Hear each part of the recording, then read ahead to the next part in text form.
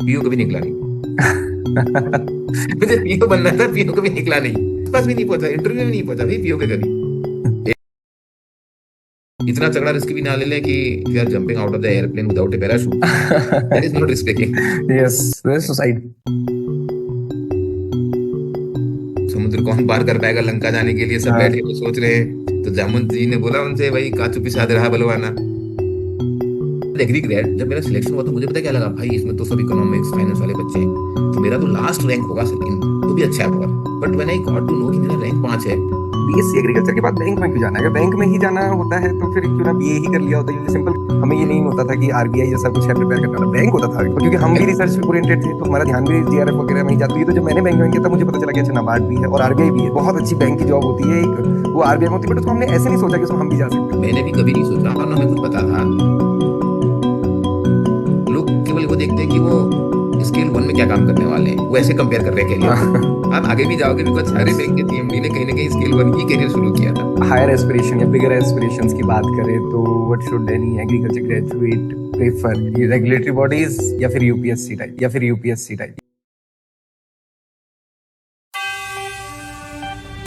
2 लाख रुपए की monthly salary, 5 days working और गवर्नमेंट जॉब की सिक्योरिटी। 50% फास्टर प्रिपरेशन होती है iexambi.com पे आरबीआई के लिए और सारी रेगुलेटरी बॉडी एग्जाम्स के लिए। अभी बिग बी डे में आपको मिल रहा है 65% off, only once in a year. Join right now. So hello everyone, welcome to all of you in our this special show, and one of its kind. Today we have one special guest with us, CP Joshi, Chandra Prakash Joshi sir.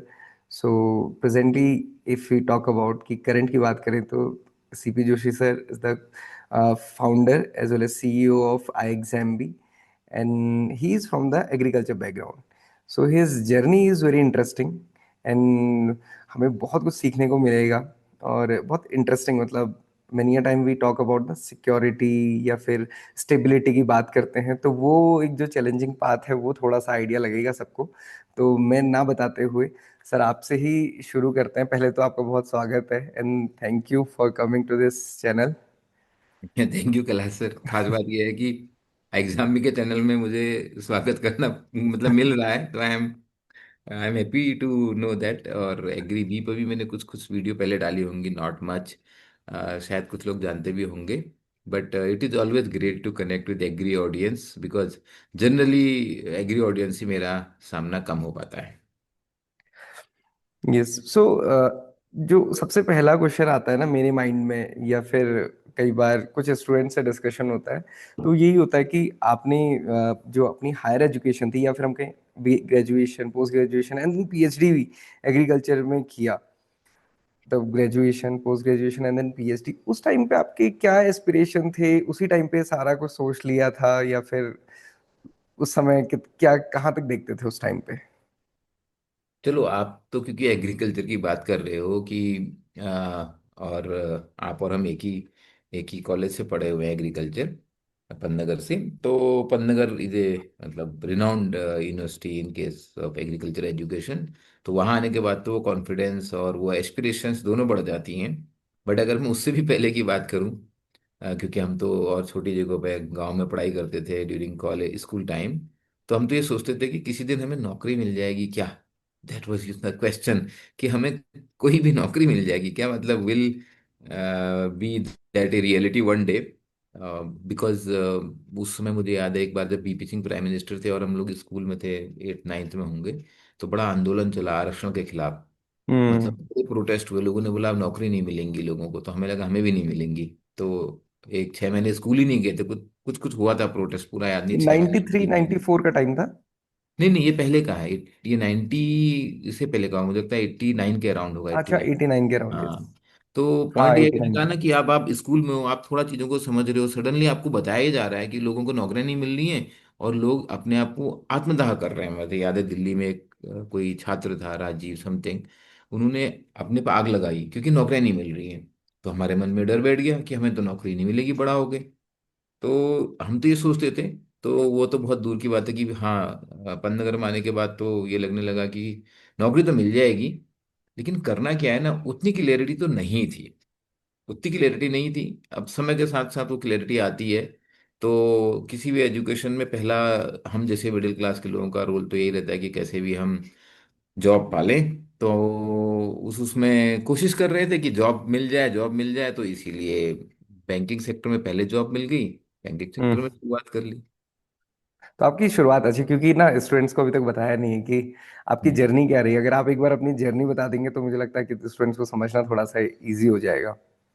हाँ, तो देखिए journey में जैसे हमने बात की कि graduation agriculture में किया, तो जब मैं फाइनल ईयर की ओर आया, मतलब ग्रेजुएशन में, तो लगा कि अब इसके बाद क्या करेंगे। दो ऑप्शन है, या तो पोस्ट ग्रेजुएशन कर लो या फिर प्राइवेट सेक्टर में जॉब कर लो। कैंपस प्लेसमेंट होते थे अपन नगर में।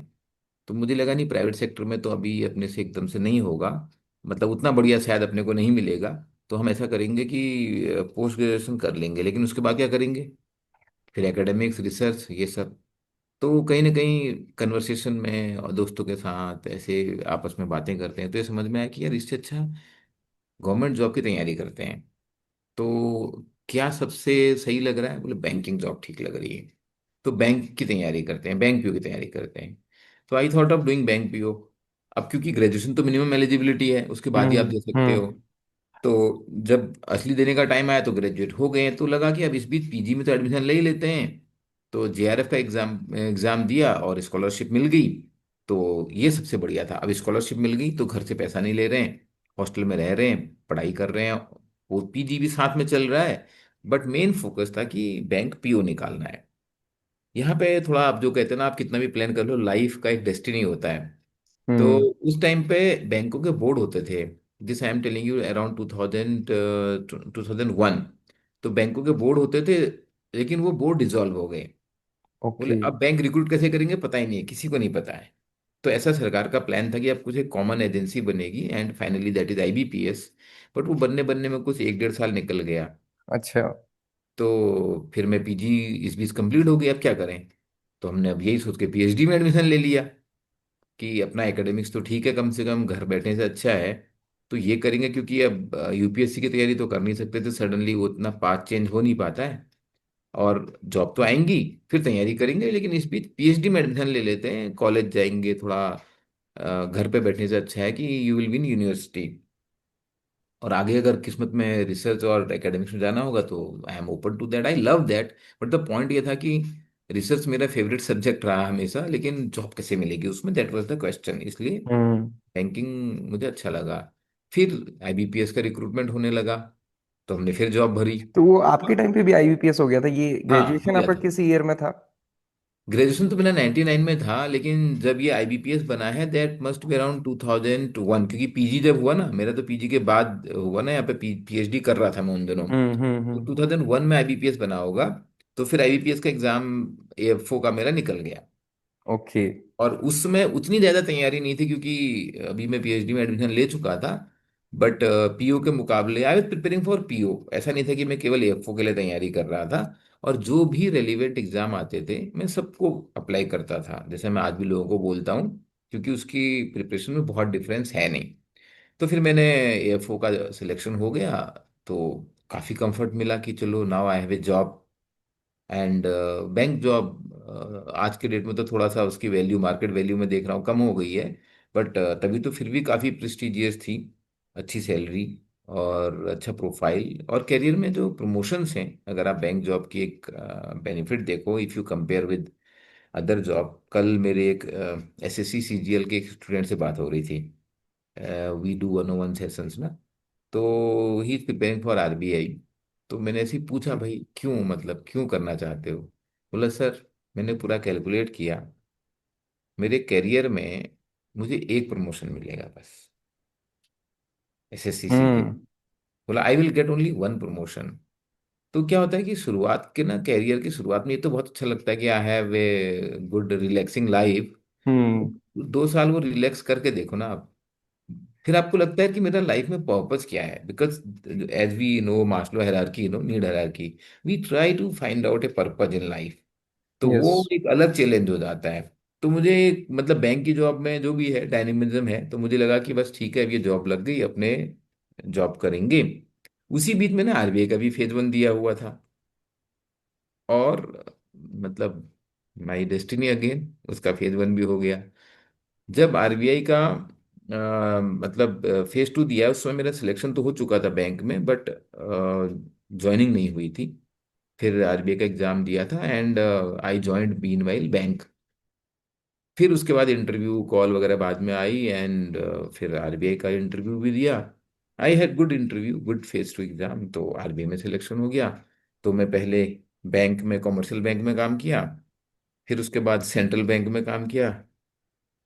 अब उसके आगे फिर उसके बाद वही इंपॉर्टेंट है, बहुत लोग को लगता है कि मैं आरबीआई छोड़ का एग्जाम भी शुरू किया। यस। आरबीआई छोड़ का एग्जाम भी शुरू नहीं किया। आरबीआई के बाद में I went to ISB for MBA. हम्म। और फिर उसके बाद में यस बैंक में काम किया। I was senior vice president when when I joined, I was vice president. फिर बाद में प्रमोशन हो गया था, तो यस बैंक में भी मैंने 6 साल काम किया।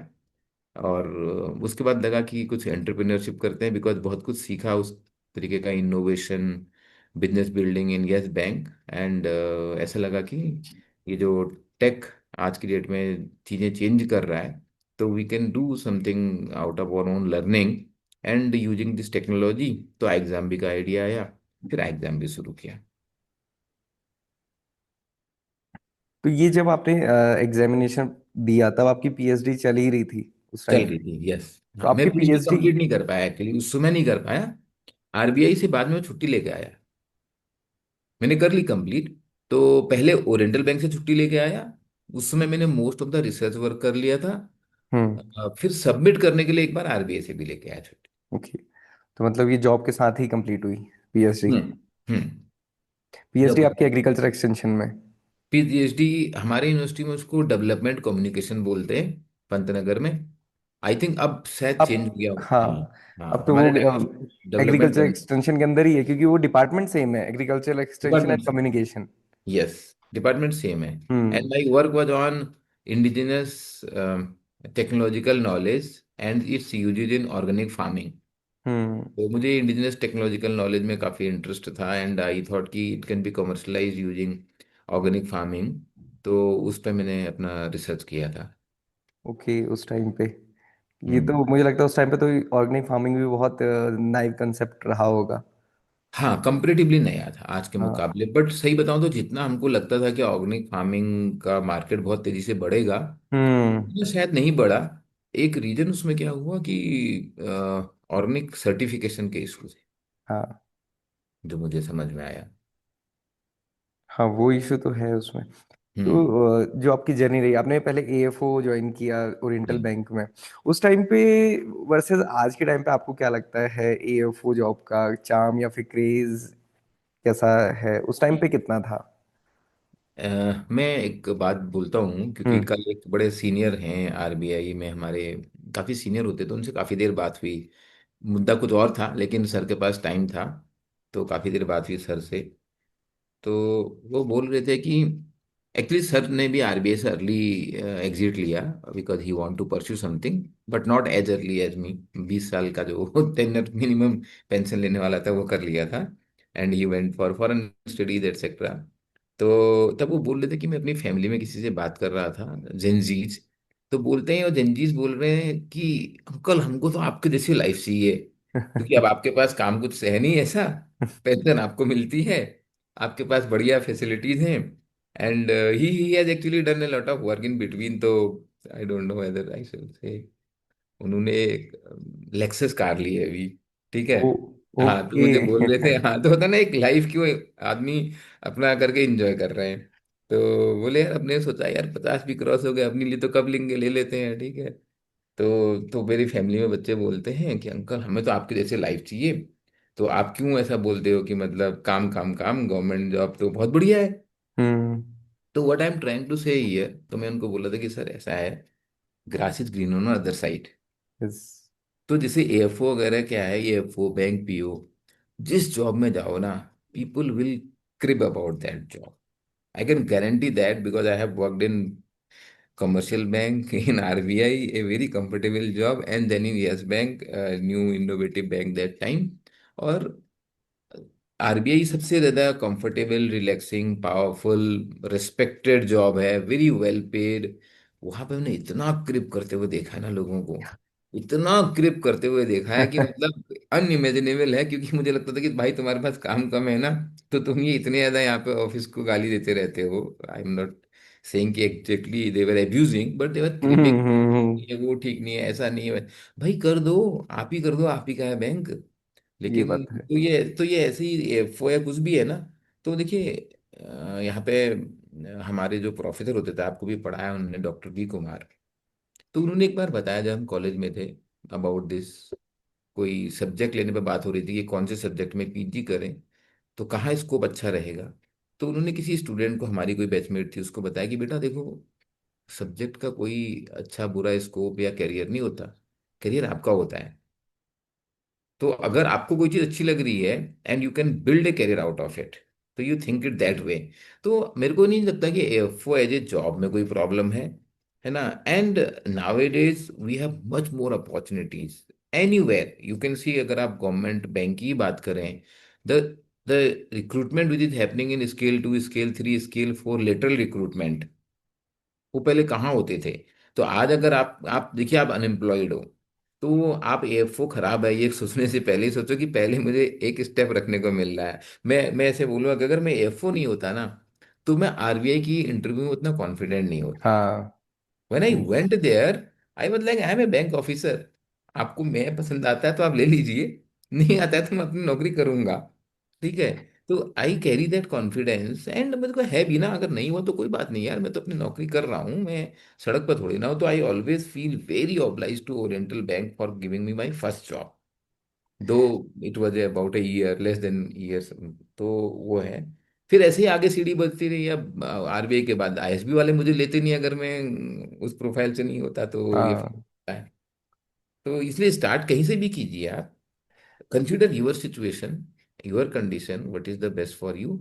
और करियर की starting is not the end,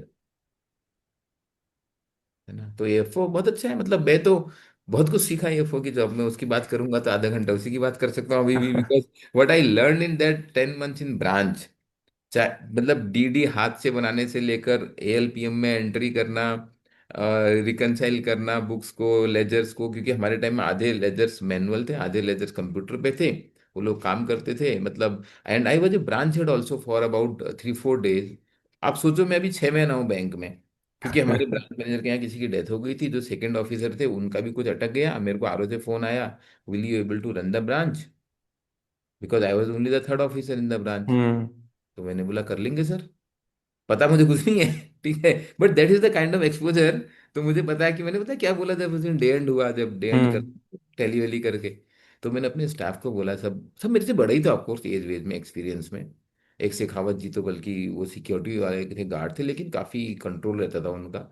मैं बोला देखो, आज मुझे समझ में आया कि अकबर 12 साल की उम्र में राजा कैसे बना मुझे कुछ आता आता नहीं था, लेकिन आप लोगों के सपोर्ट से I could run the branch comfortably. तो that was a good, because that gives you so much of confidence yes. कि भाई एक्चुअली। आप अभी 6 महीना हो सिस्टम में, आपको अभी भी सिस्टम में सारे पासवर्ड नहीं है आपके पास, आपको करना भी नहीं आता है वो टैली करना, लेकिन आपको लोगों को मैनेज करना आता है, आपको लोगों से बना के रखना आता है, आप कर सकते हो, आपको जिम्मेदारी दी जाती है तो आप कर सकते हो। तो that was A very good experience, मतलब मैं तो वो सबको कभी कभी एक्चुअली मुझे इस बात से एक चीज़ याद आई, हमारी ट्रेनिंग के टाइम पे जब यूनियन बैंक में था, हमारी ट्रेनिंग हो रही थी, तो हम लोगों को पहले दिन ये लेक्चर था, I think history of banking something. तो उसमें वो हमें हिस्ट्री ऑफ बैंकिंग में पढ़ा रहे थे ये सब कुछ, लेजर हम्म। बैंकिंग, देन एएलपीएम, क्योंकि हमारे टाइम पे तो हाँ, फिनेकल आ गया था, तो सब पिनाकल आ कुछ गया था। बहुत इजी था, मतलब वो बराबर, बता रहे कि यू पहले जॉइंड इन 2016, हाँ 17 में। 17 में 16। आपने ज्वाइन किया, हाँ। हाँ। हम्म। हम्म। तो उस समय वहां पे जो जीएम थे, हम्म। भोपाल जेडो में, जोनल अच्छा। ऑफिस में यूनियन बैंक के, तो वो भी एग्रीकल्चर बैकग्राउंड से थे, BSc agriculture, MSc in agronomy. हाँ। सो उस समय उन्होंने कहा था कि मतलब एग्रीकल्चर फील्ड ऑफिसर ही एक ऐसी पोस्ट है जिसमें ये बहुत श्योर है कि अगर आप बहुत अच्छे से काम करते हो तो आप सीएमडी बन सकते हो। और उस टाइम पे, क्योंकि उस टाइम पे मर्जर नहीं हुए थे, हम्म। अराउंड 17 या 18 बैंक्स थे उस टाइम पे, पब्लिक सेक्टर बैंक्स, केवल ये बैंक ऑफ बड़ौदा भी उससे के बाद ही मर्ज हुआ था। तो हम्म। उन्होंने कहा कि उस समय भी मतलब लगभग 10 बैंक में जो सीएमडी थे उस टाइम पे, उन्होंने अपना करियर एज अ फील्ड हाँ। ऑफिसर ही स्टार्ट किया था। यस। And yes. बहुत इंटरेस्टिंग ये लगता है कि अभी जो नाबार्ड के चेयरमैन हैं, हम्म। उन्होंने भी अपना career agriculture field officer start किया था। तो ये जो आपने कुछ एग्जाम्पल्स बताए ना, बिल्कुल सही बात है, क्योंकि उसमें जो एक्सपोजर मिलता है ना अर्ली डेज में, हम्म और आपको हमेशा ऑप्शन है जनरल साइड में आने का। आते ही हैं लोग, सीनियर होने पर तो आना ही पड़ता है ना, मतलब स्केल 4 5 पे आना ही पड़ेगा आपको जनरल साइड में। हम्म। तो अभी हमारे साथ के बहुत लोग जो गए थे, वो डीजीएम जीएम लेवल पे हैं अलग अलग जगह, मतलब कुछ लोग एजीएम भी होंगे, है ना। अब वो ऑब्वियसली होता है कि जो ऊपर जाता है उसका ज्यादा याद रहता है। हम्म तो जीएम वगैरह लेवल पर भी लोग पहुंचे हुए हैं। पीएनबी में एक फ्रेंड है, he is at a GM level. तो पॉइंट ये है कहने का कि आपको जो कैरियर में एक्सपोजर मिलता है, लोग केवल वो देखते हैं कि वो स्केल 1 में क्या काम करने वाले हैं, वो ऐसे कंपेयर कर रहे हैं कैरियर को। हाँ भाई कैरियर स्केल 1 या स्केल 2 ही नहीं है, आप आगे भी जाओगे, बिकॉज सारे यस बैंक के सीएमडी ने कहीं ना कहीं स्केल 1 ही कैरियर शुरू किया था। तो agri. People start comparing this job with से जो सेंट्रल गवर्नमेंट है, स्टेट गवर्नमेंट में, चाहे वो एसएससी हो, चाहे वो कोई और स्टेट गवर्नमेंट की जॉब्स होती हैं टीचिंग वगैरह। तो पीपल स्टार्ट कंपेयरिंग कि अब उन्हें लाइफ लॉन्ग के स्केल 1 ही रहना है क्या। बैंक में वैसा नहीं है, प्रेशर्स रहेगा, बट मैं एक एग्जांपल देता हूँ। प्रेशर में कितने लोग को जॉब से निकाला जाता है because of the hmm pressure, is not there. Yes भाई प्राइवेट सेक्टर में देखो ना कितनी फायरिंग होती है। बहुत। यार मुझे लगता है ये तो बहुत मतलब एक तो प्रमोशन इतने फास्ट हैं, इतनी क्लियर है, हम्म। हम्म।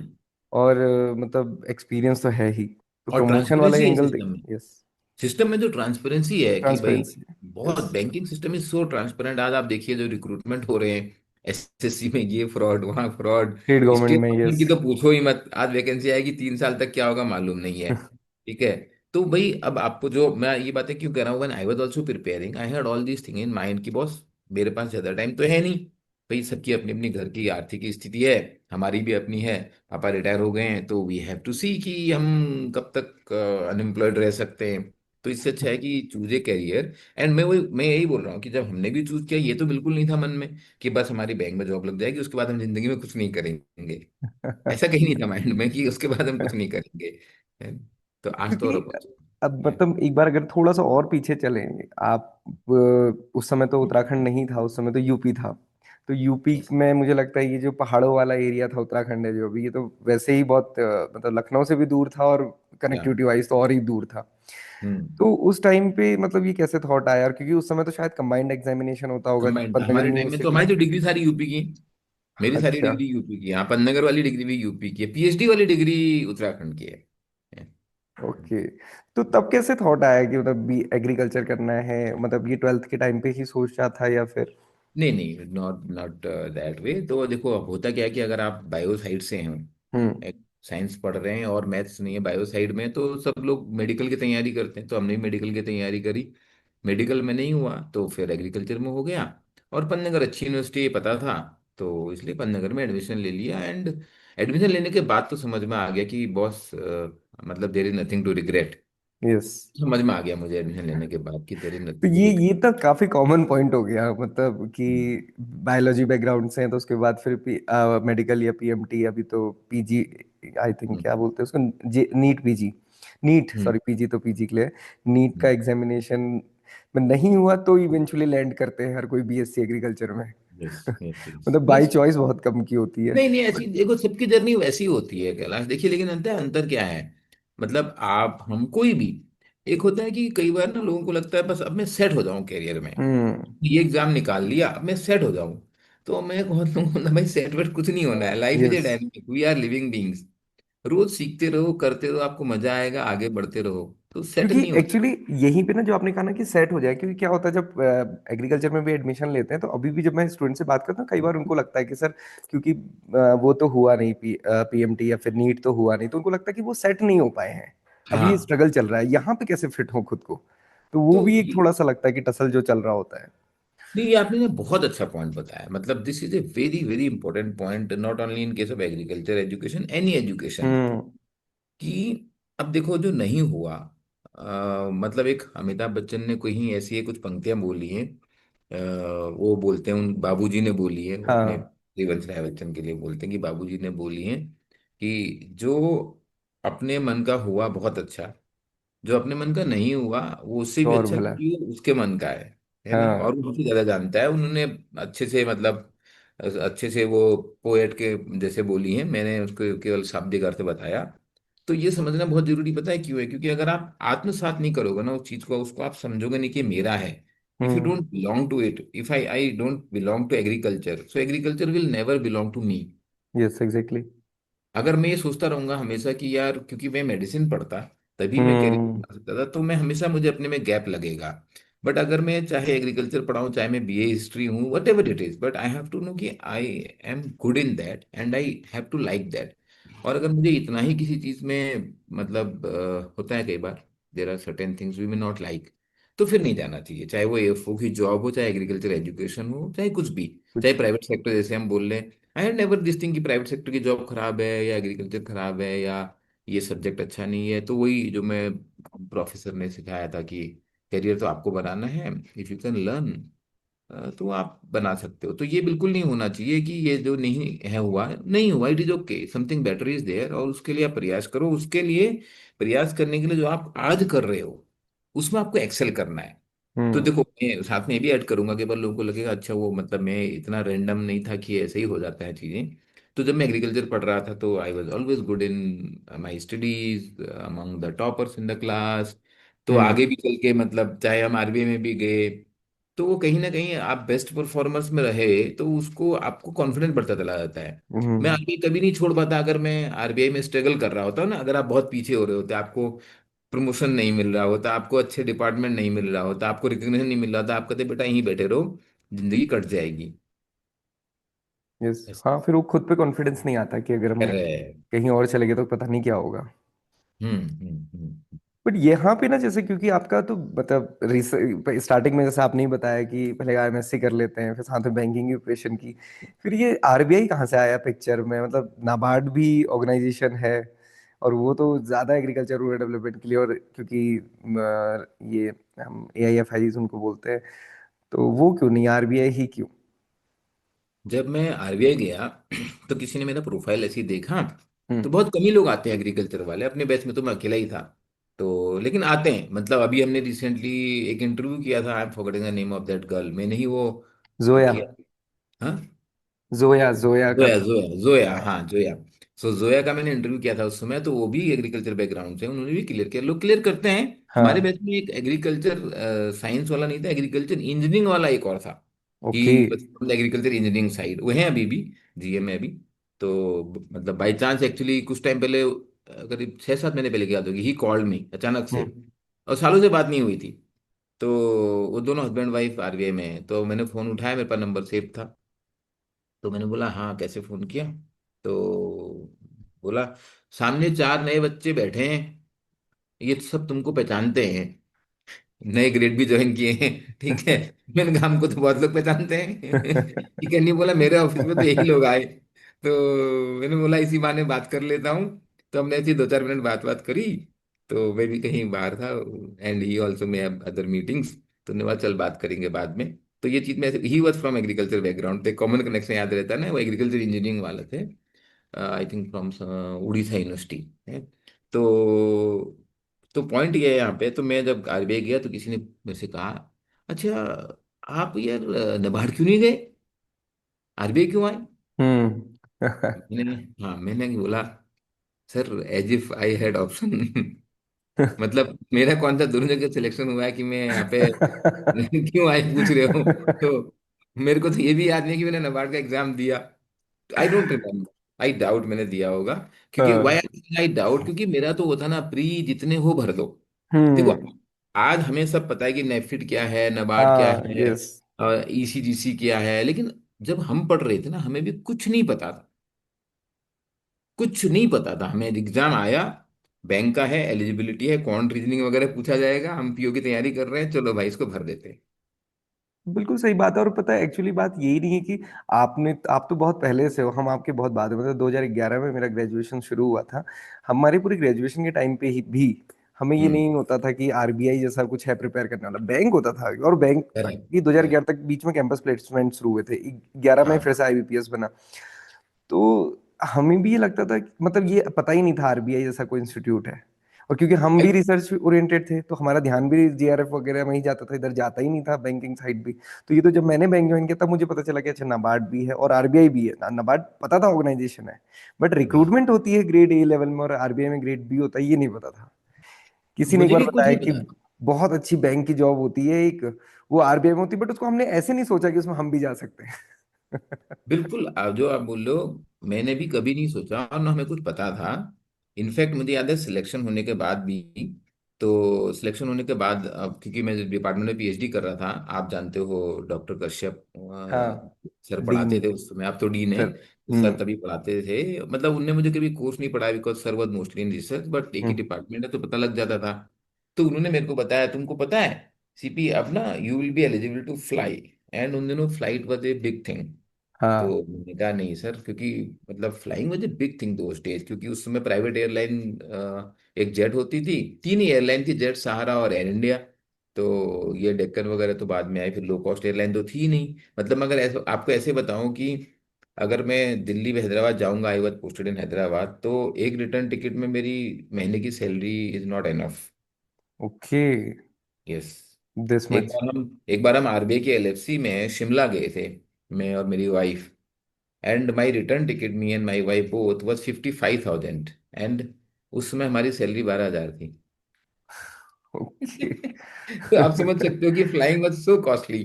ठीक है, तो उनने जब बोला कि आपको फ्लाइट मिलेगी अपने ऑफिशियल उसमें, तो आई was like it is unbelievable. तो उन्होंने बोला नहीं नहीं, मेरा भाई आरबीआई में है and hmm. He grade A officer. Okay. Then I told but he is a grade A officer. आप समझ रहे हो, मैं तो बी जा रहा हूँ, हाँ। मुझे पता नहीं है। तो उन्होंने बोला बी उससे ऊपर होता है। ओके। एब्सोल्युटली, तो जो आप बोल रहे हैं ना कि मुझे तो आज तो बहुत नॉलेज है लोगों को। हाँ। मुझे याद है कि सर ने, कश्यप सर ने मुझे कहा कि 20 से ऊपर होता है। आई वाज लाइक, मतलब कुछ भरोसा नहीं आ रहा मुझे अभी भी। जब मुझे याद है कि मेरे प्रोफेसर थे डॉक्टर वीवी सिंह, उन्होंने, आप डॉक्टर वीवी सिंह को भी शायद जानते हो, कि he was head of the department. He asked me कि आप अपना जरा ऑफर लेटर दिखाओ तो, क्या जॉब लगा है आपका, क्योंकि किसी को नहीं मालूम था जो आप कह रहे हो ना, हाँ। मैं उनको भी नहीं मालूम, किसी को नहीं मालूम क्या है, आप ऑफर लेटर दिखाओ। मैं लेके आया अगले दिन ऑफर लेटर। अरे, आपका तो ये स्केल असिस्टेंट प्रोफेसर से ज्यादा है। हाँ, ये बात। यस, ये भी बताया जाता था हमारे को, तो ये तो प्रोफेसर ही बताते थे यूनिवर्सिटी में। हाँ, तो कि आपका तो स्किल असिस्टेंट प्रोफेसर से ज्यादा है। देन ही सेड अरे, we have lost an academician, because उनको ये था कि ये कभी बैंक में रहेगा तो he will come back as a professor और scientist, and I also use to like academics a lot. तो ये जो आप नॉलेज की बात करो ना, हमें भी कोई नॉलेज नहीं थी। आरबीआई का एग्जाम लिखा, सिलेक्शन हो गया और भर दिया। जब आरबीआई में गया, देन आई रियलाइज, सी अगर नबार्ड का, मुझे ऐसा लगता है उसके बाद जो आपने बोला what is a better career, तो उसके बाद अगर मुझे लगता है कि नाबार्ड की ओर जाना चाहिए, तो I may have tried, but then I realise कि being in these regulatory body and all India financial institution, RBI gives you a wider exposure. And though I was from agriculture background, लेकिन मेरे को कभी ऐसा नहीं था कि अगर मुझे बैंकिंग फाइनेंस सेक्टर में काम करना है और उसमें मेरे को अपना करियर बनाना है, तो अगर मुझे ब्रॉडर अपॉर्चुनिटी मिल रही है, RBI was more broad an opportunity, तो फिर मैं यहाँ कंटिन्यू करता हूँ rather than applying for a specialist kind of job in NABARD. Why specialist, क्योंकि नबार्ड का जो रोल है, मैंने नबार्ड के ऑफिसर्स के साथ बहुत क्लोजली काम किया बाद में। और वो एग्रीकल्चर एजुकेशन वाला मुझे कहाँ काम आया आरबीआई में, जब मेरी आरबीआई में पोस्टिंग हुई आरपीसीडी में, आज उसको डीएफआईडी बोलते हैं, department of financial inclusion and development. तो हम्म। इसमें एग्रीकल्चर का बहुत रोल है। तो हम ये जो lead development lead bank scheme जो है वो देखते हैं, फाइनेंशियल इंक्लूजन देखते हैं, आरआरबी के बोर्ड में होते हैं। तो नबार्ड के साथ मतलब बिल्कुल एकदम कंधे से कंधा मिला के चल रहे हैं, हर मीटिंग में नबार्ड वाले हैं, बोर्ड में भी नबार्ड वाले हैं जो आरआरबी के बोर्ड में जा रहे हैं, या हम्म। लीड बैंक स्कीम में आप डिस्ट्रिक्ट में जा रहे हो वहां भी नबार्ड वाले हैं। तो काफी समझ में आया कि नबार्ड वालों का ना जो ग्रिप नीचे है ग्राउंड पे बहुत ज्यादा है, बहुत ही अच्छी है। आरबीआई का उतना ग्रिप नहीं है नीचे, because RBI is in policy making, in banking supervision regulation, होता है ना ऊपर से मन कर रहा है, बट नबार्ड के लोग बहुत ग्राउंडेड हैं, फील्ड में उनकी पकड़ है। और वहां पे वैसा कोई टारगेट नहीं है कमर्शियल बैंक जैसा। अगर आप वैसे कंपेयर करो तो that job has no target no business, because NABARD is also all India financial institution and apex bank. तो जिसको ये हो कि यार एग्रीकल्चर में काम करना है, डेवलपमेंट सेक्टर में काम करना है, रूरल में काम करना है, बिकॉज मुझे अच्छा लगता है, And maybe in future I would approach maybe going to some developmental sector, चाहे वो कभी अपॉर्चुनिटीज मिल सकती हैं Asian Development Bank, World Bank, और कंसल्टिंग करते हैं लोग।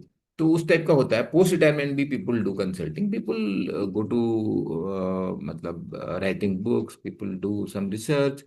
तो एग्रीकल्चर या रूरल सेक्टर में उतना फोकस है, तो जब कोर्स आपको नबार्ड अच्छा लगेगा, जिस दिन अगर मेरे पास दोनों जॉब होती सिलेक्शन के दिन, तो शायद हो सकता है मैं नबार्ड प्रीफर कर रहा होता कि बिकॉज ऑफ माय बैकग्राउंड। हाँ बट द हाँ moment I yes. Landed in RBI और एक साल के अंदर वो एक्सपोजर मिल गया, और वो फिर हम सीख भी गए काफी चीजें आरबीआई में, तो फिर कोई वापस जाने का या मतलब कोई ऐसा एग्जाम देने की बात नहीं आई। तो मैं उसमें करियर में ये एडवाइस दूंगा, आप NABARD, RBI, SEBI, IRDI, PFRDA, सब regulatory body all India organisation है, नेशनल हाउसिंग बैंक, ईसीजीसी भी अच्छा ऑर्गेनाइजेशन है, और अभी IFSC is a very good regulator. तो ऐसे बहुत सारी जॉब निकलती हैं, जहां जहां आप एलिजिबल हो आप दो। क्योंकि ना, आपने भी एग्जाम निकाले हैं कैलाश सर, और हमने भी निकाले हैं, बहुत सारे निकाले हैं, बहुत सारे में हम भी फेल हुए हैं। हाँ तो अपना दिन भी होता है एक। यस। जिस दिन मेरा दिन है ना, तो वो 2-3%, 4%, 5% मार्क्स ऊपर नीचे होते हैं, और वो 2-4-5% तो सारा गेम बना देते हैं आपका।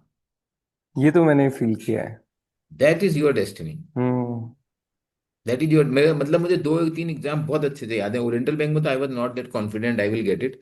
उसके बाद मेरा पीएनबी का एग्जाम हुआ था, वो भी एएफओ का ही था, एग्रीकल्चर ऑफिसर। ओ भाई, क्या एग्जाम हुआ वो मेरा, मतलब ऐसा सीमलेस चल रहा था ना मैं उसमें, इतना सीमलेस चल रहा था मैं, मतलब आई वाज सो कॉन्फिडेंट कि एक बंदे का सिलेक्शन होगा तो मेरा होगा इसमें। और आया मेरा interview call, but by the time I joined OBC, फिर मुझे लगा सेम ही स्केल 1 है, अब क्या ही फर्क पड़ता है, मैं गया नहीं इंटरव्यू देने। हाँ। आरबीआई का भी मेरा रिटर्न इतना अच्छा हुआ था कि आई वॉज एक्सपेक्टिंग कि आएगा इंटरव्यू कॉल। वो जो दिन होता है ना, दो आई वॉज एग्री ग्रेड, जब मेरा सिलेक्शन हुआ तो मुझे पता क्या लगा, भाई इसमें तो सब इकोनॉमिक्स फाइनेंस वाले बच्चे हैं, तो मेरा तो लास्ट रैंक होगा इन, तो भी अच्छा है बहुत। But when I got to know कि मेरा रैंक 5 है, तो ना मुझे ऐसे ऐसे नहीं लगा कि ये कैसे हो गया, क्योंकि मेरा एग्जाम सच में अच्छा हुआ था, और इंटरव्यू जो मैं आपको बताया अभी, कॉन्फिडेंस था उसमें। तो ये सब डेस्टिनी भी होता है, तो मैं इसलिए बोल रहा हूँ कि when we are building career, because that is the purpose of talking here, so don't put all eggs in one basket, and don't evaluate too much about the job। पहले निकाल लो, नहीं समझ आया तो छोड़ देना। ये तो अच्छा मेरे को ना भाई कि क्योंकि यही जो आपने बोला यही मेरे मन में भी आ रही थी बात। एक्चुअली जब मैं ग्रेजुएशन में था मैं ये सोचता था कि बीएससी एग्रीकल्चर के बाद बैंक में क्यों जाना है। अगर बैंक में ही जाना होता है तो फिर क्यों ना बीए ही कर लिया होता, क्योंकि सिंपल ग्रेजुएशन चाहिए था। तो बीएससी कर एग्रीकल्चर करने के बाद 4 साल की डिग्री, मतलब एंट्रेंस निकाल के आने के बाद फिर से एग्जाम देके इतनी, हम्म। मतलब मुझे लगता था कि बीएससी एग्रीकल्चर करके और ज्यादा कुछ अच्छा किया जा सकता है। तो आपके माइंड में कैसे थॉट आया वो भी, मतलब क्योंकि बैंकिंग एग्जामिनेशन आपने बताया और फिर वो भी आरबीआई, और ये डर जो था ना कि कहीं उसमें कॉमर्स ना पढ़नी पड़ती हो या हम्म। अकाउंटेंसी ना हो, तो ये क्या आपके माइंड में नहीं आया था? मतलब आरबीआई जो स्विच हुआ वो आप कैसे देखते हो, उस टाइम पे क्या था माइंड? उस समय तो देखो जॉब निकालने की डेस्पिरेशन थी, टू बी वेरी फ्रैंक, है ना, जैसे अनएम्प्लॉयड आदमी होता है, आप भी समझ रहे हो, और हमारे सारे ऑडियंस अच्छे से समझेगी उसको। उस समय तो जॉब निकालने की डेस्पिरेशन होती है बॉस, कहीं भी जॉब मिल जाए, ठीक ठाक ठीक ठाक, मतलब इतना मेरे को था कि ऑफिसर लेवल जाना है। ये मेरे को था, मतलब अपना अपना, देखिए मैं ये नहीं बोल रहा हूँ क्लर्क की जॉब खराब है, because there are people those who joined as a bank clerk and became CMD later. हाँ यस। लेकिन आपको अपना पोटेंशियल कुछ तो पता होता है, तो मुझे था कि नहीं मैं निकाल लूंगा, पीओ तो मैं निकाल लूंगा, उतना तो टाइम लग सकता है आगे पीछे, उतना तो निकालेंगे। तो वो जैसे अब यूपीएससी क्यों नहीं भरा, क्योंकि यूपीएससी तैयारी नहीं की, क्योंकि मालूम था यार बहुत रिस्की है, I don't want to take that much of risk, I was never that confident कि उतना रिस्क लेना है। तो पीओ एकदम अप्रोप्रिएट लेवल पर लगता था। तो इस तरीके से हमने सोचा कि अपना करियर बनाएंगे। जब आरबीआई में गए, तब ये क्वेश्चन आया जो आपने बोला, और मेरे को ही नहीं आया अकेले, हमारे साथ इंजीनियर्स थे कुछ, वो पढ़ा रहे हैं वहाँ पे आरबीआई के अपने स्टाफ कॉलेज में पढ़ा रहे हैं। हमें कुछ समझ ही नहीं आ रहा है, हमें कुछ समझ नहीं आ रहा है, मतलब बहुत दिक्कत हो रही है। तो मेरे को अच्छे से याद है, मतलब I remember the names of the people, but all these people are working at a senior position in bank ना, आरबीआई में, तो अच्छा नहीं लग रहा है, मैं नाम इसलिए अवॉइड कर रहा हूँ। तो मुझे याद है वो एयर इंडिया, अगर वो देखेंगे तो उन्हें पता लगता है, एक और एयर इंडिया में पहले था, एक दोस्त था वो BRBNML में पहले था, हम्म। इंजीनियर थे। बोल रहे यार हमें कुछ समझ नहीं आ रहा है। हमारे कुछ फ्रेंड्स हैं जो इकोनॉमिक्स से आए हैं, दिल्ली स्कूल ऑफ इकोनॉमिक्स से आए हैं, बढ़िया कॉलेज से आए हैं, गवर्नर को क्वेश्चन पूछते हैं, RBI गवर्नर को इंडक्शन में, सर समथिंग क्वेश्चन मुझे पूरा याद नहीं है अबाउट द यील्ड कर्व। हमने यील्ड कर्व भी नहीं सुना कभी। मैं समझिए हमें क्वेश्चन ही समझ नहीं आ रहा है। I remember one actually. Question, one guy asked, sir don't you think excessive regulation is strangulation. हमें पता ही नहीं रेगुलेशन क्या करता है यार, ये एग्जैक्टली होता क्या है रेगुलेशन, हाँ। इतनी नॉलेज ही नहीं है।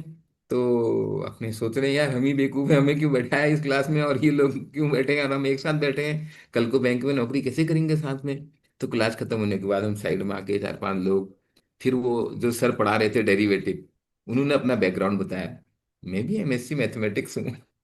नहीं फिजिक्स ओके। थे सर, हाँ फिजिक्स थे। And I can tell his name because कभी कभी हमारे यहाँ पे आते हैं इंटरव्यू में, Dure Rajan sir, doctor Dure Rajan. Okay. तो देन ही टेल टोल्ड कि मैं भी फिजिक्स में मास्टर्स हूँ, तो हमने भी यही सीखा, डोंट वरी।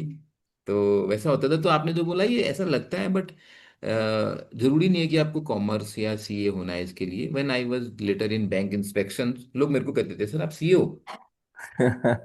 मैंने बोला नहीं, अब आपको एक और बता रहा हूँ, मुझे कुछ भी नहीं आता था, मुझे कैपिटल लायबिलिटी साइड में क्यों लिखी जाती है ये बात कई महीनों तक समझ में नहीं। एक्चुअली ये होता है। आप सीख सकते हो, आप जॉब निकाल लो। मेरा पॉइंट क्या कहने का है यहाँ पे, you go in to these organization whether it is NABARD और RBI और सेबी, जहां पर भी आपकी एलिजिबिलिटी आ रही है, please appear in the exam, prepare with an intent to clear the exam. आप ये मत सोचो कि मुझे इंटरव्यू में ऐसे रिजेक्ट कर देंगे, कुछ नहीं होता ऐसा। तो आपको क्या लगता है अभी जो एग्रीकल्चर बैकग्राउंड के स्टूडेंट्स उनको आरबीआई के लिए प्रिपेयर करना चाहिए कि नाबार्ड के लिए? सब के लिए एक साथ हो सकते थे यार, बिकॉज मेरा मानना ये है, देखो NABARD RBI, आप उसका सिलेबस देखो, ठीक है। एग्रीकल्चर वाले के लिए मतलब जो जो एक्स्ट्रा है NABARD में, दैट इज एग्री। एग्री हम्म। वाला ऑप्शन एक्स्ट्रा है, रूरल तो थोड़ा बहुत सोशल में आ जाता है RBI में हम्म। भी। एग्री के लिए लेकिन ऐसा नहीं है कि आपको उसमें पूछा जाएगा कि बरसीम का बॉटेनिकल नेम बताओ। हाँ। वैसे बताओ, मुझे पता है मुझे, ट्राइफोलियम एलेक्जेंड्रियम। यस। ठीक है। तो लेकिन नहीं आएगा ये, ठीक है, हमें क्योंकि हमने कुछ ज्यादा एग्रीकल्चर पढ़ा नगर, तो वहां ये नहीं आएगा। वहां आ हाँ। जाएगा बरसीम है क्या, फॉडर क्रॉप, बस ये आ जाएगा। तो उतना तो आपको याद रहेगा ही, मतलब मैं मान के चल रहा हूँ, if you are an agriculture graduate तो NABARD में agriculture is not going to be difficult for you, ठीक है।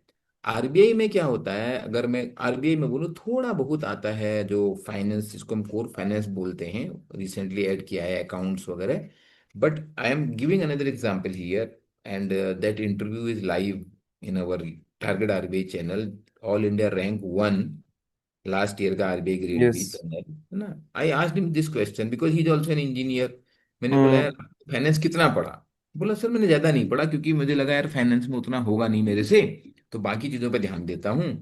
फिर मैंने जानबूझ के, to create an example, I asked me question, do you remember what is DSCR। बोला सर कुछ रेशियो तो होता है, याद नहीं आ रहा है मुझे भी। तो जबकि जिसने फाइनेंस पढ़ा होगा वो तो उसको डेट बेसिक है। सर्विस रेशियो, हाँ, बहुत ही अच्छे से पता होगा। हाँ। उसमें कोई ऐसी बात नहीं है, मतलब he is an all India 1 ranker. तो हाँ। ऐसे कोई माइंड करने की बात नहीं है। हम जब RBI में थे, हमारे साथ एक लड़की थी, सी वॉज 3rd रैंकर। हम्म। वो BSc फिजिक्स केमिस्ट्री बायोलॉजी वाली थी। उनको कुछ नहीं ऐसा, उनको भी नहीं पता था फाइनेंस वगैरह। तो पॉइंट ये है कहने का ना कि RBI आप निकाल सकते हो without the knowledge of finance. NABARD में आपको एग्री पहले से आता है, तो मेन चीज क्या है आपका, फेज 1 के लिए QRE में स्ट्रेंथ चाहिए, and then your economic social issues, your writing ability, descriptive writing becomes very very important. हाँ। तो your 70% to 80% preparation is same. और ये जो बचा हुआ 20% है ना, वो उस समय जब आप NABARD का एग्जाम दोगे, अब ऐसा तो नहीं कि सेम डेट में दोनों एग्जाम आ गए हैं। तो आज जैसे RBI आया है, आज मैं आई विल, मतलब जो भी इसको सुन रहे हैं, मैं उन सबको ये बहुत बोलूंगा, क्लियरली बोलूंगा, ट्रस्ट मी, अगर आप एलिजिबल हो NABARD के लिए और RBI के लिए, आज आप RBI पक्का भर दो। हम्म। आप इस इंटेंट से तैयारी करो कि मुझे निकलना है RBI में, उस इंटेंट से तैयारी करो, तो आपकी NABARD की 70% प्रिपरेशन हो जाएगी, और NABARD का कल को आएगा नोटिफिकेशन, वैसे बाय द वे आज ही सुशील सर ने बताया है हाँ, कि गुस्सा नबार्ड का आने वाला नोटिफिकेशन है। आने वाला है। हाँ। तो वो ही बताएंगे वीडियो में कब आने वाला है, मैं ज्यादा कमेंट नहीं कर रहा उस पर। ठीक है पर तो। मुझे लगता है कई बार ना बच्चे ये सोचते हैं कि आरबीआई शायद बहुत बड़ा एग्जामिनेशन हो जाता है, और हम बहुत छोटे जगह से आए हैं, गांव से आए हैं, हिंदी मीडियम से आए हैं, तो हमारे लिए बने ही नहीं है। हाँ। तो वो मतलब समझाना ही मुश्किल हो जाता है कि नहीं, तो ऐसा भी कुछ नहीं है जिन्होंने निकाला है, मतलब करेक्ट। बिल्कुल नामुमकिन तो नहीं है।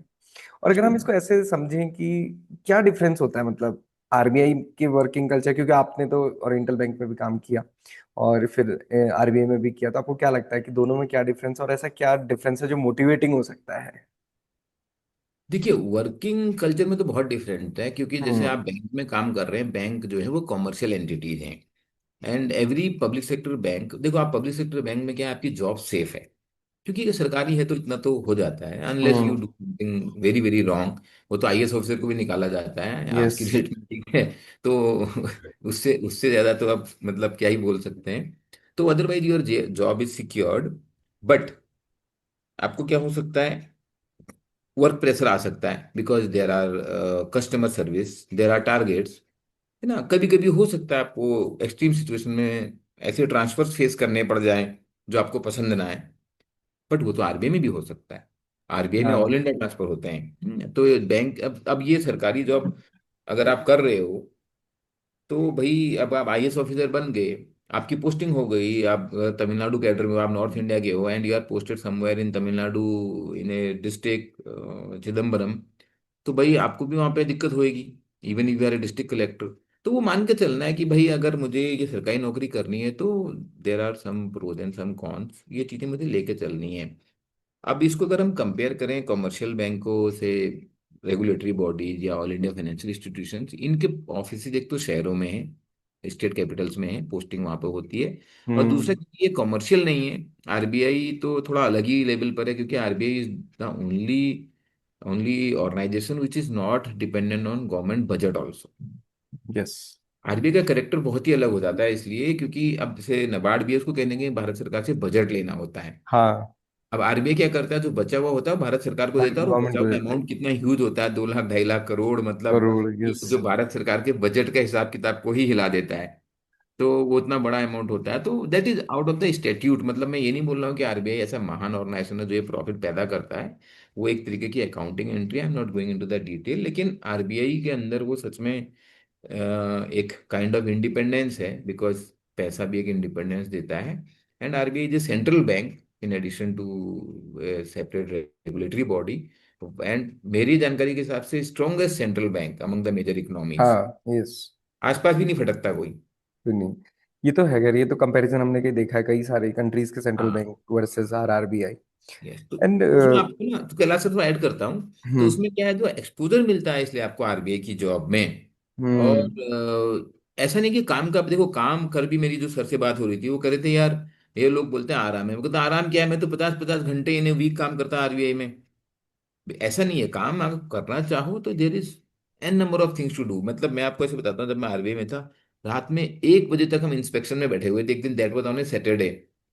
तो क्योंकि काम था, सर ने बोला बैठेंगे, ऐसे ही हमने बहुत बार कितने सारे काम किए हैं, बट हाँ वो सेलिंग का प्रेशर नहीं है। And you like your work तो यू डू इट, बट एक समय बाद आपको अच्छा लगता है, तो वो आपको मिलेगा एक्सपोजर, और एक्सपोजर भी अलग लेवल का मिलेगा, बिकॉज आपकी सीनियर गवर्नमेंट ऑफिशियल से मीटिंग होना या बैंकर से मीटिंग होना, तो एक्सपोजर बहुत ही डिफरेंस हो जाएगा if you are coming to these regulatory bodies and all India financial institutions.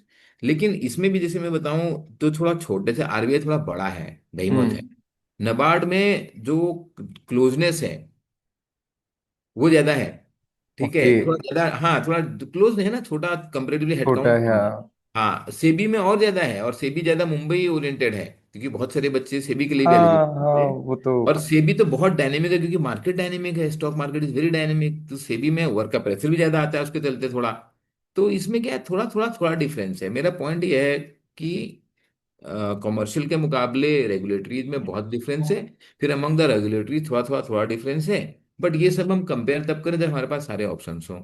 तो आई रिकमेंड पीपल कि आप सारे एग्जाम दो, आपको पहले एफओ मिल रहा है, पीओ मिल रहा है, आप करो। आप हर साल देखते हो इतने सारे बैंकर्स आरबीआई निकालते हैं, नाबार्ड निकालते हैं, सेबी निकालते हैं, because career is a journey. और आज की डेट में तो फिर स्केल 2 स्केल 3 लेटरल रिक्रूटमेंट हो रहे हैं, तो आपको वहां भी अपॉर्चुनिटी रहेगी।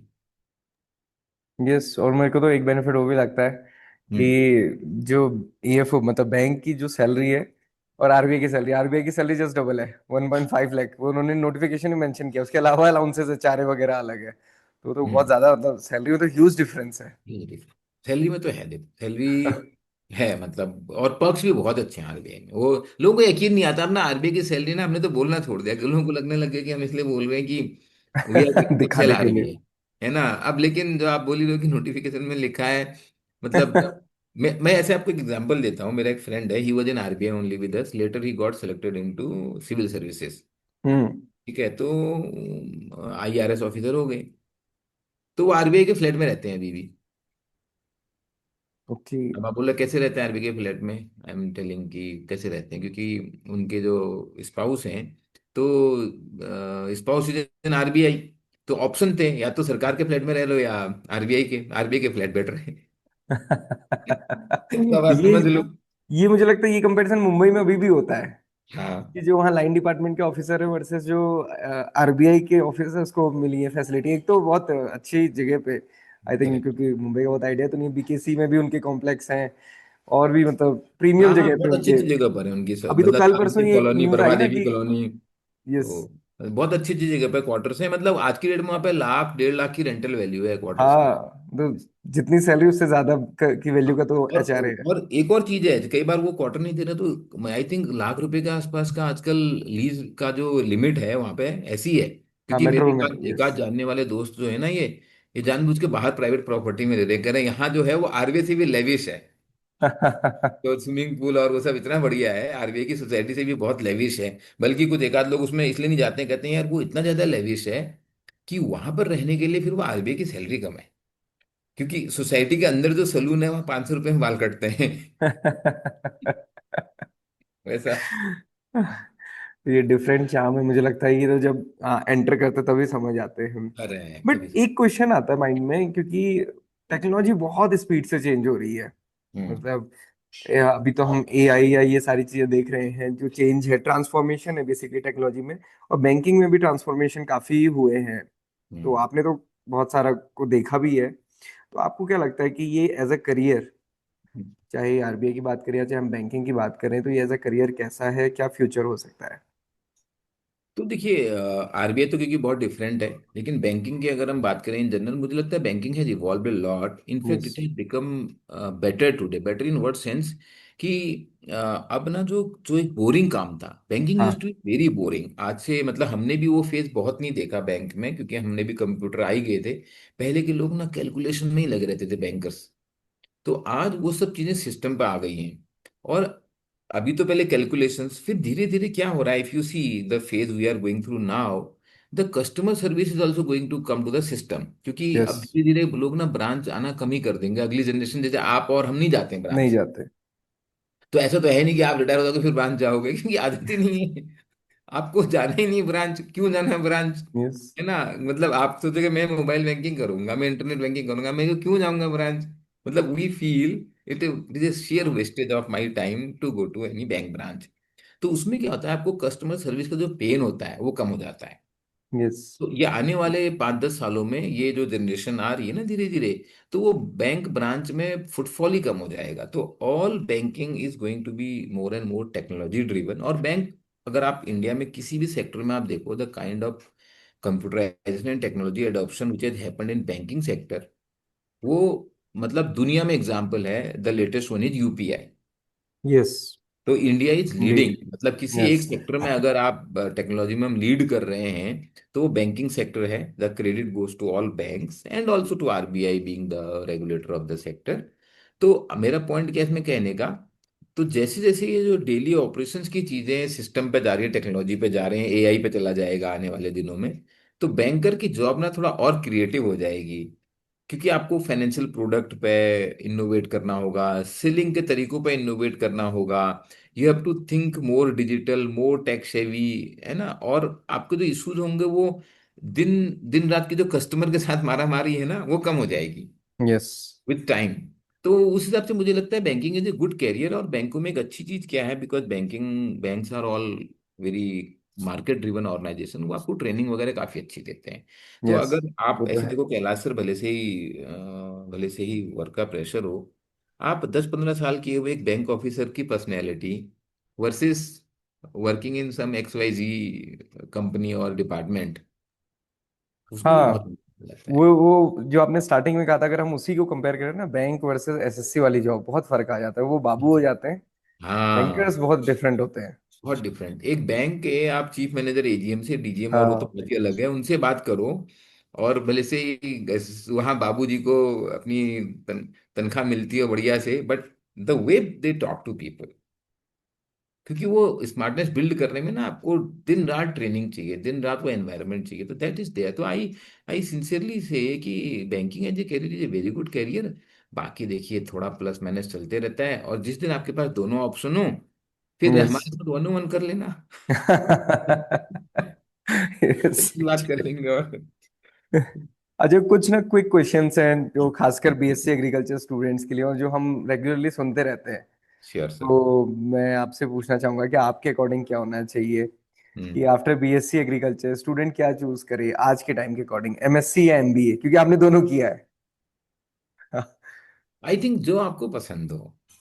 अगर मतलब करियर वाइज बोले तो आपको क्या लगता है किसमें ज्यादा बेटर ऑप्शन है, एमएससी में या फिर MBA, number MBA, of options भी ज्यादा? MBA ऑफ कोर्स, MBA में ज्यादा है। एंड MBA करने के बाद भी डोंट स्टिक टू कि मुझे एग्री कंपनी में ही प्लेसमेंट चाहिए। इवन इफ हाँ। यू डन ABM, मेरे बहुत सारे फ्रेंड्स हैं जिन्होंने ABM किया एग्री के बाद, ठीक है। बट ABM करने के बाद many of them switch to general side. मतलब कुछ यस। फ्रेंड्स हैं, वो कैडबरी में, नेस्ले में, इंश्योरेंस कंपनी में चले गए, आईटीसी में। ITC में। हाँ, बहुत सारे लोग हैं मेरे वैसे फ्रेंड्स, इवन अब्रॉड है बहुत सारे ABM करने के बाद। तो hmm. Because they were very open कि मैंने सीखा क्या है, ठीक है, agri is the sector where I learn sales marketing वगैरह, but I can work in any sector. तो बहुत सारे मेरे दोस्त हैं जो MBA करके दूसरे सेक्टर में गए। लेकिन अगर आपको बहुत ही कन्फाइन रहना है रिसर्च में, एजुकेशन में, तब आप MSc कीजिए, नहीं तो MBA opens more door to the career yes. Opportunities. और ग्रेजुएशन के जो इनिशियल सेमेस्टर होते हैं, फर्स्ट ईयर, खासकर फर्स्ट ईयर और सेकंड ईयर, 4 सेमेस्टर हो जाते हैं, इसमें आपको क्या लगता है इसमें क्या करना चाहिए? मौज मस्ती कोर्स एंजॉय करें या फिर उसी टाइम से सोचना शुरू करें कि करना क्या है? नहीं नहीं, मुझे लगता है पहला, देखो, 4 साल का प्रोग्राम है, हाँ। पहला 2 साल अपने को दो। मतलब अभी ये मत सोचो कि हम करेंगे क्या। आप हाँ। केवल पढ़ाई पे ध्यान दो, बिकॉज वो स्ट्रॉन्ग एकेडमिक्स हमेशा काम आता है ना। पहला 1-2 साल आप अपना पढ़ाई पे ध्यान दो, और अपनी अच्छी फ्रेंडशिप भी बनाओ, because ultimately friends are very very है। हम्म। मतलब वो आपको लाइफ लॉन्ग हेल्प करते हैं, और हेल्प करने के साथ साथ यू एंजॉय विद फ्रेंड्स। जो फ्रेंडशिप ग्रेजुएशन में डेवलप होती है ना, आपके भी होंगे, हमारे भी होंगे। मतलब एक मैंने देखा वहाँ के फ्रेंड है मेरे, और एक मेरे RBI के फ्रेंड है, बिकॉज वहाँ भी हम RBSC क्लोज में ये क्लोज रहते हैं ना बहुत, कॉलेज में। कॉलेज जैसा माहौल होता है 2 महीना, जिससे हम हम्म। शुरू करके बात करते हैं। मतलब होता है ना ऐसा, ये बहुत अभी भी सुबह एक RBI के फ्रेंड से बात हो रही थी। अब निकलता ही नहीं है यार, तुम और आप, मतलब इतने फिर वो साल दोस्ती भी कैसे अगर आप करके कर बोलना रहे हैं, तो अगर पड़ता। तू यार ऐसे मत कर, तू देख ले, ऐसे कर ले भाई, इसको ऐसे कर ले, मतलब इस तरीके से हो जाता है। हाँ हाँ वो हाँ। जो ग्रेजुएशन की फ्रेंडशिप होती है, वो बहुत ही स्ट्रांग बॉन्ड होता है, because that time we grow from a kid to a man. तो मुझे लगता है वो 2 साल, पहले के 2 साल खासकर, आप अपने पढ़ाई पे ध्यान दो। You try to read something, maybe fiction, मतलब बियॉन्ड द एकेडमिक्स ना। हाँ। Watch maybe movies, good series, जिससे कि आपको दुनिया को आप जानो, दुनिया में क्या क्या है। क्योंकि ऐसा नहीं है कि बियॉन्ड एग्रीकल्चर भी आपको पढ़ाई करनी चाहिए। मुझे अच्छे से याद है कि मैंने उस समय कौन कौन से फिक्शन नॉवल पढ़े थे। उस समय मैंने न्यूज़पेपर पढ़ना सीखा, होता है ना उस समय। मतलब beyond agriculture also many things, and made good friends, आप बाहर गए, मूवीज देखी। तो वो भी आपकी पर्सनैलिटी बिल्ड करने में हेल्प करता है। तो पहले 2 साल तो उस पर लगाओ, फिर थर्ड ईयर से आप सोच सकते हो कि जाना किधर को है, स्टार्ट एक्सप्लोरिंग। फाइनल ईयर तक आते आते कुछ काम करोगे कि भाई अब नेक्स्ट स्टेप क्या है। This is how the journey is. Okay. और ग्रेजुएशन के बाद क्योंकि आजकल बहुत बच्चे ना प्रिपरेशन करते हैं वो भी केवल कॉम्पिटिटिव एग्जामिनेशन की, मतलब that is a gap basically after the graduation. तो आपको क्या लगता है कि प्रिपरेशन करनी चाहिए या प्राइवेट जॉब कर लें या फिर कोई पोस्ट ग्रेजुएशन प्रोग्राम में एंटर करें? आपको क्या लगता है क्या बेटर है? देखो मुझे लगता है अगर आपको गवर्नमेंट जॉब करने की एस्पिरेशन है तो आप एक साल तो करो प्रिपरेशन एक साल। अच्छा। हाँ, फर्स्ट 1 ईयर, बिकॉज ये जो खासकर बैंक वगैरह की प्रिपरेशन है, 6 महीने में भी आपका अच्छा स्ट्रॉन्ग बेस बन हाँ। जाता है। 6 मंथ इज गुड एनफ, लेकिन अब कई बार हो सकता है कि आपको बीच में कुछ अपॉर्चुनिटी ना मिले, तो हायर साइड 1 साल लेके जाओ। उसमें आपको समझ में आ जाएगा हम्म। कि कितने का फेज 1 निकला, कितने इंटरव्यू दे के आए, या मेरा फाइनल भी हो गया इसमें बट मैं ज्वाइन नहीं कर रहा हूँ। हो सकता है मेरा आरआरबी में हो गया फाइनल, नहीं कर रहा मैं ज्वाइन। मतलब मैं बिल्कुल ऐसा नहीं कहता दोबारा ज्वाइन कर लेना यार, अगले साल फिर निकल जाएगा। आई नेवर से कि अगर आपका हो ही गया तो जॉब पकड़ लो कल खत्म हो जाएगी, ऐसा कुछ नहीं है। If you are talented you will get more confident. मैं अभी ज्वाइन नहीं, बैंक पीओ निकल गया but I am not joining, I will prepare for something else, क्योंकि मैं बैंक पीओ अगले साल फिर निकाल दूंगा वर्स्ट यस। केस में, है ना। तो कोई ऐसी बात नहीं है, तो आपको पता लग जाएगा। लेकिन यू टेस्ट योर सेल्फ कि आप कहाँ स्टैंड करते हो, 1 साल के अंदर आपको पता लग जाएगा। तो अगर आपको दिख रहा है कि यार 6 महीने और करके तो श्योर शॉट सिलेक्शन है, तो कर लो, एक और साल भी कर लो। लेकिन अगर लग रहा है नहीं यार ये तो बहुत लंबा गेम होने वाला है, मेरे को पता नहीं, आई एम नॉट श्योर, तो then find out a job. Because hmm. Problem कहाँ होती है, जब ना 3 4 5 साल से जो साल हो तैयारी जाते हैं, करते यस। हैं, वो 5 5 साल से तैयारी करने के बाद उनका कुछ नहीं बन रहा है, फिर उनका माइंड सेट गड़बड़ा जाता है। I have seen very talented people, UPSC aspirant specially, भाई वो 4 5 साल में ना वो आईआईटी से पढ़ने के बाद भी ना मतलब they are becoming really really not an asset for the country. मैंने एक आध आईआईटी वालों को बोला भी ऐसे कि भाई तुम इतने परेशान हो, तुम्हें जॉब नहीं मिलेगी तो किसको मिलेगी, yes. What is the demographic dividend of the country. तो आप ही तो हो, लेकिन आप समझो उस चीज को, you can still learn. But वो एटीट्यूड में प्रॉब्लम आ जाती है, अगर आपने हाँ, बहुत लंबी प्रिपरेशन कर ली ना, तो माइंडसेट का प्रॉब्लम आ जाता है, एंड यू फील कि अब मैं अपने दोस्तों से बहुत पीछे हो गया बहुत हूँ, पीछे हूँ, यस, ये वाला फील आ जाता है प्रॉब्लम आ जाता है। कि मेरे साथ वाले तो वहां पहुंच गए, उसने तो किसी का एमएससी भी हो हाँ, गया, किसी का एमबीए भी हो गया। यस। तो अच्छा। अगर हुआ भी तो गलती थी वो कैलाश सर फिर भी ऐड करते हैं, अगर कोई ऐसे हो सकते हैं आपके मेरे सुनने वाले जो 4 5 साल पीछे हो, अब वो सोच रहे होंगे यार क्या हमारी जिंदगी अब कुछ नहीं है, मैं बोलूंगा कोई हाँ। बात नहीं, जो टाइम निकल गया, अगर आप 5 साल भी पीछे हो, 6 साल भी पीछे हो, स्टिल स्टार्ट। भाई ये हाँ। आप ना, मतलब स्पेशली प्राइवेट सेक्टर में तो कोई फर्क नहीं पड़ता, 15 साल के एक्सपीरियंस के बाद सब बराबर हैं। तो इट यस। विल डिपेंड, मतलब I know some of the people जिन्होंने बहुत बाद करियर में स्टार्ट किया था, किसी ने पहले किया था, बट अपनी अपनी जर्नी है सबकी, ऊपर पहुंच जाते हैं उसके बाद भी लोग। तो आप बेटर लेट देन नेवर। अच्छा, अगर आपके अकॉर्डिंग, अगर मतलब हम हायर एस्पिरेशन या बिगर एस्पिरेशंस की बात करें, तो what should any agriculture graduate prefer, मतलब प्रिपरेशन साइड में, ये रेगुलेटरी बॉडीज या फिर यूपीएससी टाइप, मतलब डुएबल देखिए, कौन सा है हाँ ज्यादा? नहीं नहीं, डुएबल तो देखिए सब है, वो हम्म। एग्रीकल्चर के ग्रेजुएट यूपीएससी भी निकालते हैं हम्म। ना, ऐसा तो नहीं है कि नहीं निकालते हैं, और यूपीएससी के अपने बेनिफिट हैं। तो मैं यही बोलूंगा कि इसमें ना, आप जैसे यूपीएससी के लिए आप सोच रहे हैं तैयारी करने की, तो कम से कम 3 साल का, जैसे मैंने यहाँ पे 1 साल हाँ, बोला, तो वहां वहां पे कम तीन से कम आप 3 साल का लेके चलिए, क्योंकि उसमें सिलेबस बहुत ज्यादा है। ज्यादा है। अब वहां पर नहीं होता हुआ कि 1 साल में मैं पूरा सिलेबस खत्म कर दूंगा, है ना। You are hmm. Right, you can crack in first attempt, I am not saying कि लोग नहीं निकालते हैं, बट आप एक रीजनेबल वो होता है ना एक्सपेक्टेशन, वो तो क्या है, लोग ऐसे लोग बहुत हैं, वो फाइनल ईयर खत्म हुआ नहीं, अगले महीने पीओ का एग्जाम दिया और हो गया सिलेक्शन, आरबीआई का एग्जाम दिया हो गया सिलेक्शन, ऐसा तो होता है। लेकिन एक्सेप्शन आर एक्सेप्शन, तो इन जनरल 3 साल का टाइम लेके चलना चाहिए आपके पास, अगर 3 साल का कड़ी मेहनत करने का पेशेंस है, आपकी एस्पिरेशंस हैं, और आपको लगता है, बिकॉज ये भी एक चीज होती है ना कैलाश सर, आप सोचो कि यार आज तक ना मैंने कभी फर्स्ट डिवीजन लाया, ना मैंने कभी अपनी क्लास में अब अच्छा स्कोर किया, ना मैंने कहीं मतलब कॉलेज में कुछ ऐसे बहुत बड़े काम किए, ना मैंने कभी डिबेट जीता, ना मैंने कभी कोई हम्म। स्कॉलरशिप जीता। अब सडनली मैंने बोला नहीं मैं 3 साल लगाएगा, मैं यूपीएससी निकालेगा, हाँ। दैट मे हैपन, इम्पॉसिबल तो नहीं होता है बट चांसेस बहुत कम हो जाते हैं। हाँ, मतलब ओवरनाइट हैबिट में चेंजेस तो नहीं आते, पढ़ने की कैसे हैबिट आएंगे? नहीं है तो अचानक से नहीं, कैसे बनेगी? ये यूपीएससी के लिए अगर आप बैठ के 8 8 घंटे पढ़ नहीं सकते, मैं 8 ही घंटा बोल हम्म। रहा हूँ, 16 नहीं बोल रहा हूँ, देर आर पीपल हाँ, दो स्टडी 16, बट 8 घंटे डेली पढ़ोगे नहीं तो कैसे आएगा कैसे सिलेबस, हो? कैसे? You may be intelligent but वो पढ़ना तो पड़ेगा ना। यस, बहुत वाइड सब अब भाई, है।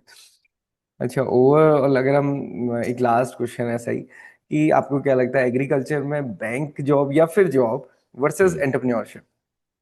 क्योंकि आपने गवर्नमेंट जॉब से बैंक एएफओ ज्वाइन किया, फिर आप रेगुलेटरी बॉडी में गए, फिर आपने प्राइवेट जॉब भी की, यस बैंक में, प्राइवेट बैंक में भी, मतलब प्राइवेट हम्म। बैंक में जॉब की। and hmm. then you took this decision of doing something by your own, that is entrepreneurship. So आपको क्या लगता है? देखो, तो मैं इस क्वेश्चन को ऐसे आंसर करूंगा कि सबसे सेफ है गवर्नमेंट जॉब। हम्म। ठीक है। उसके बाद बिकॉज सबसे सेफ है कंपेरेटिवली, क्योंकि आपने एक बार सिलेक्शन हो गया तो उसके बाद बहुत सेफ है। Second is private job. And biggest risk is in entrepreneurship. तो ऑर्डर में एंड मतलब शायद मेरे अंदर भी उतनी रिस्ट्रिक्टिंग एबिलिटी नहीं है, तो मैं स्टेप बाय स्टेप गया हूं इधर। ओके। हाँ, तो अब लेकिन हर किसी की अपनी रिस्ट्रिक्टिंग एबिलिटी है। हाँ। अगर आपके अंदर वो रिस्ट्रिक्टिंग एबिलिटी है तो आप कर सकते हो, और वो आपकी इच्छा भी होनी चाहिए। जैसे बोला ना, कई बार हमारी इच्छा ही नहीं है, क्यों करना? Because entrepreneurship is very painful also some time, yes. No. तो वो अपने अपने उस पर रहेगा, तो यू कैन डिसाइड कि मैं कुछ साल नौकरी कर लेता हूँ। और अगर एंटरप्रेन्योरशिप की ओर सोचना है तो government job will not give you that kind of exposure, private job yes. Will give you that kind of exposure. Because government का काम ही डिफरेंट है ना। वहाँ पर हाँ, वहाँ पर पॉलिसी मेकिंग, और कहीं ना कहीं बैंक में तो आप थोड़ा बहुत फिर भी बिजनेस सीखते हो, लेकिन आप बाकी किसी जॉब में हो, आरबीआई में हो, नाबार्ड में हो, या एसएससी सीजीएल में हो, वहाँ आपको एंटरप्रेन्योरशिप कुछ भी सीखने को बिल्कुल नहीं नहीं मिलेगी। समझ आएगी। यस, इंडीड, ये तो है। तो दिस इज तो गुड सर। कैलाश सर, काफी सारी बातें करी हमने, मुझे हाँ। लगता है अबाउट एन आवर हमने बातें करी हैं। बट ऐसा लग रहा है कि कैरियर पे बातें करने लगो तो एंडलेस है। हाँ, मुझे भी एक्चुअली मुझे लगता है कि सेशन है काफी हेल्पफुल होने वाला है उन स्टूडेंट्स के लिए, क्योंकि जो एग्रीकल्चर बैकग्राउंड से स्टूडेंट्स आते हैं ना, उन्हें कहीं ना कहीं ये लगता है कि हमारा बैकग्राउंड ना बीटेक वाला भी नहीं है, आईआईटी तो फिर बहुत बड़ी बात हो गई। हम्म। तो कई सारी जॉब के लिए ना वो पहले ही अपने आप को पीछे समझते हैं। तो मुझे लगता है कि ये काफी मोटिवेटिंग होगा उन सभी स्टूडेंट्स के लिए। हाँ, वो वही ना, आपको जो आपने बोला, लेकिन वो समझना बहुत जरूरी है कि यार, if I am best of my sector, हाँ। तो अगर मैं एग्रीकल्चर में साइड में बहुत अच्छा करता हूँ तो मैं कर ले जाऊंगा। बिकॉज हर सेक्टर में ऐसा नहीं है कि देखिए कोई आदमी डॉक्टर बन गया तो सारे ही डॉक्टर मतलब एम्स में पहुंच जाते हैं, या मेदांता में पहुंच जाते हैं, या फोर्टिस में पहुंच जाते हैं, या टॉप डॉक्टर्स होते हैं, है ना। सारे इंजीनियर्स, इवन सारे ही आईआईटीएंस एकदम टॉप इंजीनियर्स होते हैं। तो हर जगह आप एग्रीकल्चर फील्ड में अगर आप देखिए बहुत अच्छा काम कर सकते हैं, तो चाहे वो प्राइवेट सेक्टर में एग्रीकल्चर कंपनीज हैं, गवर्नमेंट सेक्टर में एग्रीकल्चर रिसर्च है, एग्रीकल्चर एजुकेशन है, फिर ये जो हम्म। तीसरा सेक्टर है जो रूरल से कनेक्टेड है। बिकॉज एग्रीकल्चर एजुकेशन ना आपको रूरल सेक्टर से आपकी बहुत अवेयरनेस बढ़ा देती है। और रूरल आज जीडीपी में 15% कॉन्ट्रीब्यूट कर रहा है। अब आपको लगेगा यार 15% तो कम है। कम है, यस। अब आप वैसे देखोगे 15% ऑफ 3.5 ट्रिलियन इकोनॉमी, हाँ, तो इट्स ए ह्यूज, एंड बहुत देन ज्यादा है। Supporting about 45% of your population. Population. Yes. तो उतने लोगों का, तो आपको मतलब एक तरीका ये कि आप ऐसे सोचो कि यार मैं बैंक का जीएम बन गया, दूसरी ओर आप एक एनबीएफसी के सीईओ बन गए। हाँ। तो वैसा है, तो ऐसा नहीं है कि एग्रीकल्चर सेक्टर में अपॉर्चुनिटीज नहीं है, एग्रीकल्चर सेक्टर में भी बहुत अपॉर्चुनिटीज हैं। और गवर्नमेंट साइड में भी है, प्राइवेट साइड भी है। और क्योंकि आपका कंपटीशन नैरो हो जाता है, तो वो आपको बेनिफिट जरूर लेना चाहिए। तो यहाँ पे ना, ये जो मैं एक पॉइंट बोल रहा था कि कई बार जो मेंटर्स हैं, जो आपके हम्म। गाइड हैं, जो आपके प्रोफेसर्स हैं, वो टीचर्स हैं, उनसे बात करके ना, अगर आपको समझना है अपना पोटेंशियल, तो एक एग्जांपल रामायण का देते हैं। तो वो हनुमान जी को भी नहीं पता था ना कि ही कैन मतलब जंप हाँ। थ्रू द वाटर, एंड वो ही कैन क्रॉस द सी। तो वो बोलते हैं भाई अब समुद्र कौन पार कर पाएगा लंका जाने के लिए, सब बैठे हाँ। हुए सोच रहे हैं। तो जामवंत जी ने बोला उनसे, भाई काचू पिसाद रहा बलवाना, तुम यो तो हम्म। कूदोगे। अच्छा मैं कूद लूंगा, मतलब उनको भी नहीं मालूम था कि मैं जंप कर सकता हूँ। उनने ऐसे जंप किया। तो मुझे एक अपने एक प्रोफेसर का याद आता है, and better I shall give him a credit. Doctor A K Singh sir थे हमारे डिपार्टमेंट में, जब मैं पीएचडी कर रहा था। तो पता है एक दिन उन्होंने ऐसे बोला, अरे जोशी जी आपका तो हो ही जाएगा। तो पीएचडी में थोड़ा लोग रिस्पेक्टफुली बात करने लगते हैं, हाँ। मतलब पीएचडी स्कॉलर्स ऑल्सो। मैंने कहा मतलब मुझे खुश करने के लिए ऐसे होता है ना कि कॉन्फिडेंस बूस्ट कर। तो वो बोले नहीं नहीं, मैंने ऐसे बोल भी दिया शायद। मैंने कहा नहीं, वो तो आप सबके लिए ही बोलोगे सर। और नहीं नहीं, मैंने भी बहुत बच्चे देखे हैं। तो उनने जो ये बोला ना, देखो हमने भी अपनी लाइफ में बहुत बच्चे देखे हैं, तो हमें भी समझ में आता है। हम्म। तो वो क्योंकि उन्होंने हजारों बच्चे देखे हैं अपने सामने से। अब जैसे आपने आज की डेट में, क्योंकि अब आप इतने साल से यहाँ पे मेंटरशिप कर रहे हो, आप कोच हो, तो आप जितना सेंस कर सकते हो और वो जो जुआरी विंडो में ना बाहर वाला आपका हाँ। पर्सपेक्टिव देख पाता है। कई बार हमें अंदर से नहीं पता नहीं देख होता। पाते, यस। तो वो एक तरीका है, एक तो आप अपने आप को टेस्ट करो through the exam score etcetera, and taking help of good mentors, good coaches, वो भी बहुत हेल्प करता है कि को चाहे वो आपके प्रोफेसर्स हों, it can be your family members also, क्योंकि वो भी एग्जैक्ट। आपको कई बार बाहर से देख के वो राय दे सकते हैं कि भाई आपको ये करना चाहिए, नहीं करना चाहिए। पोटेंशियल बिल्ड भी होता है धीरे धीरे, बट आपको ऐसे वो फीडबैक लेने की कोशिश भी करनी चाहिए जिससे कि आप इतना तगड़ा रिस्क भी ना ले लें कि जैसे एक एग्जाम्पल किसी ने दिया था मुझे कि if you are jumping out of the airplane without a parachute, that is not risk taking. Yes, suicide. Yes, that is suicide. तो ऐसा है कि अब मैं मतलब किसी एग्जाम के लिए जा रहा हूँ, कहाँ जा रहा हूँ, तो थोड़ा सा you can have a better decision making. And ऐसा नहीं है कि अगर आज आपसे आरबीआई नहीं निकल रहा है तो आप 3 साल बाद नहीं निकाल सकते। यस। करियर एक लंबी जर्नी है। तो आई थिंक कैलाश सर काफी यस। अच्छा ये कन्वर्सेशन रहा करियर के मामले में, specially agriculture talking about students पे। एग्रीकल्चर। यस। देखो आज मैंने बाई चांस ना एग्रीकल्चर अपनी पन्नगर वाली टी शर्ट करने। भी पहनी है। तो एग्रीकल्चर पे बात करना हमेशा अच्छा लगता है, and most of my friends are in agriculture sector. तो वैसा नहीं है कि though I have not worked much in agriculture side, तो I am very much connected with people.